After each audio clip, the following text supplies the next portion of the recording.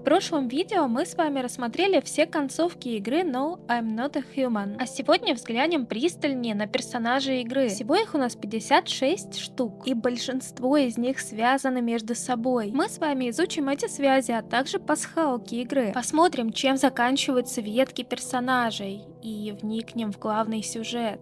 Первым персонажем, которого мы рассмотрим, будет мальчик в желтом плаще. Пацан появляется на пороге дома в случайную ночь. При выборе любых диалогов он в любом случае ответит, что перепутал дом и уйдет. Поэтому возможности узнать, гость он или человек у нас нету. Зато мы точно можем знать, что это персонаж из другой игры Static Dread The Lighthouse. В этой же игре мы можем встретить еще одного хорошо знакомого нам персонажа, а именно высокого бледного парня. Геймплей этой лавкрафтианской игры во многом похож на No, I'm Not a Human. Смотритель проводит 15 ночей на маяке, и к нему в дверь все время кто-то стучится и норовит пообщаться, а то и проникнуть на сам маяк. В целом, отсылки игр друг на друга я считаю крайне уместными, и есть даже мысль пройти как-нибудь маяк заодно. Второй по хронологии, но не по важности персонаж — это теоретик. Он появляется во вступительном ролике. О нем мы слышим в одном из радиоэфиров до его появления. Речь персонажа звучит смешно и абсурдно, но парадоксально, что именно он раскрывает большую часть лора игры. Из радиоэфира мы узнаем, что наш странный теоретик — сотрудник НИИ и доктор наук. Он был приглашен в качестве гостя на радиопередачу. Но на эфир он не пришел, заявив, что у него украли все документы, содержащие килотонну информации. А вскоре теоретик появляется на нашем пороге лично и сообщает, во-первых, что он сам же и украл эти документы, а во-вторых, он с порога заявляет свою теорию о паразитарной природе гостей, что якобы гостями людей делают паразиты, пролезающие через уши. На первый взгляд теория звучит безумно, но действительно вылезающие из ушей тараканы — это верный признак гостя. Его нельзя сказать о просто грязных ушах. В один день пиратский эфир прерывает официальное телевидение и также подтверждает теорию о том, что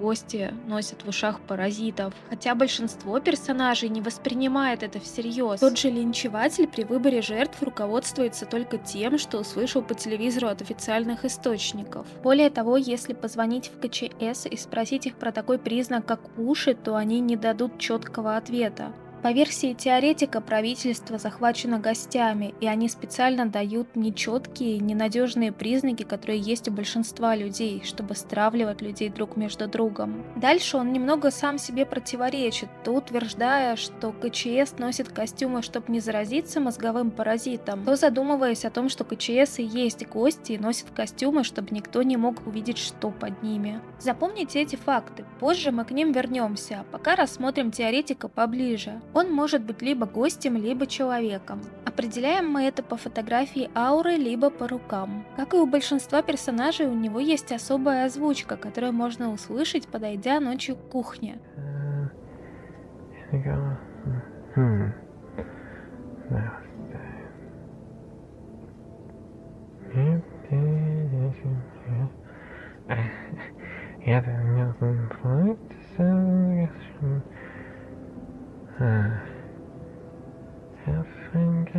Конечно, есть у него и более спорные теории, например, о контроле населения через чипсы со вкусом картошки. Зачем контролировать через чипсы, которые никто не выбирает? Все любят чипсы с сыром. И следующий персонаж, приближающий нас к пониманию происходящего в игре, это бессмертный мужик. Первое, что мы узнаем о нем, это то, что он находится в поисках своей дочери, некой девушки с фиолетовыми волосами в пончо. Забавно то, что этот персонаж тоже является отсылкой на еще не вышедшую игру Lost in the Roots. Но даже трейлера этой игры достаточно, чтобы понять одну жуткую вещь. Девушка с фиолетовыми волосами не его дочь. Предстоящая игра — это психологический триллер о том, как Якоб, а именно так зовут бессмертного, похитил чужого ребенка и держит его в заложниках на чердаке. Вторая интересная деталь в его биографии — это уверенность в собственном бессмертии. И если поначалу он прикрывается чем-то вроде буддистской философии перерождения, то в более поздних диалогах он заявляет, мол, да, я бессмертен. Если ты убьешь меня сейчас, то я вернусь и отомщу. Очень интересно, учитывая, что абсолютно всегда он является гостем. То, что он подозрительно много знает о гостях, сознает собственное бессмертие и носит тараканов в ушах, наводит на определенные мысли об уровне самосознания гостей. Скорее всего, так же как толстая тетенька, он уже понимает, что обратился. Он подозрительно много знает о КЧС и уверяет нас, что именно они во всем и виноваты. А путаница и раздор, вносимые ими в общество, это попытка скрыть свою причастность и избежать ответственности. Какие выводы мы из этого делаем? Ну, во-первых, это ни в чем не противоречит теоретику, а во-вторых, помним об ушах. Следующий персонаж не вносит в лор никакой особой ясности, кроме представления о том, как работает транспорт в условиях апокалипсиса. Тем не менее, его дико обожает весь ТикТок. По обилию порно-фанфиков его переплюнуть может разве что бледный человек. Но главное преимущество лица со шрамом в том, что он всегда человек. Гостем он быть не может, поэтому можно смело пускать его в дом. Если перевести его фразы на русский, то в первый день он жалуется, что ему зашили рот просто потому, что его не понимают. Во второй пытается разобраться, как общаться с главным героем, и повторяет за ним фразы. В третий размышляет, происходит ли на его родине то же самое. На четвертый узнаем, что он приехал к другу и в гости, и внезапно начался апокалипсис. И дает нам номер иностранного посольства. Посольство дает разочаровывающий ответ, что самолеты или поезда сейчас не ходят. Есть возможность добраться паромом, но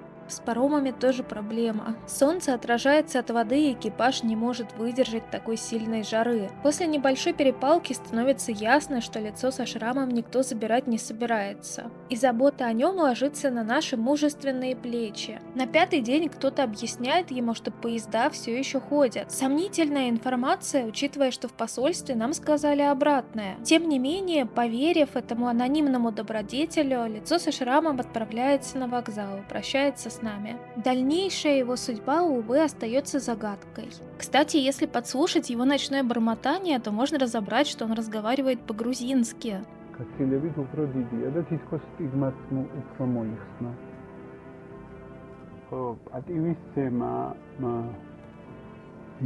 Что странно, учитывая, что события явно происходят в России. И в Грузию можно добраться на машине, например. Ну ладно, допустим, что он грузинский мигрант в Европу.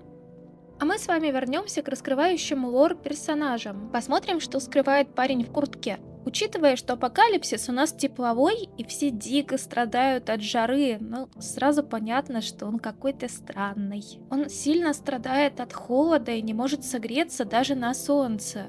Давайте признаем, что то, что он гость, было очевидно с самого начала. Гостем он является абсолютно всегда, человеческих вариаций не предусмотрено. Его поза в полный рост вдохновлена фотографией певицы Сьюзи Сью, уставшей после концерта. На протяжении своей сюжетной ветки парень в куртке начинает доверять главному герою и открывает ему свои тайны. Мы узнаем, что даже когда он еще был человеком, он ни с кем не общался и был очень одинок. Его никогда никто не фотографировал. И проблема с терморегуляцией он, кажется, также испытывал еще при жизни. Завоевав его доверие, мы наконец-то узнаем, что он прячет под курткой. В его животе оказывается ёба-дыра, которая способна убивать как обычных людей, так и гостей в комнате. А дальше перед нами встает выбор: либо выгнать его на улицу, либо убить, чему он в принципе будет рад. В целом, я ему верю, что зла он не хотел и не хотел никого убивать. И искренне надеялся, что в этот раз ничего ужасного не произойдет. Но также это все наводит на размышления. Буквально все, что нам описывает парень о своей прошлой жизни, это жизнь с депрессией, каким-то расстройством, возможно, пограничным. И не могло ли произойти так, что превращение в гостя усилило его проявление натуры, а образная дыра внутри, свойственная таким расстройствам, превратилась в буквально дырку, жадно засасывающую в себя все вокруг. Вот, кстати, его ночная озвучка.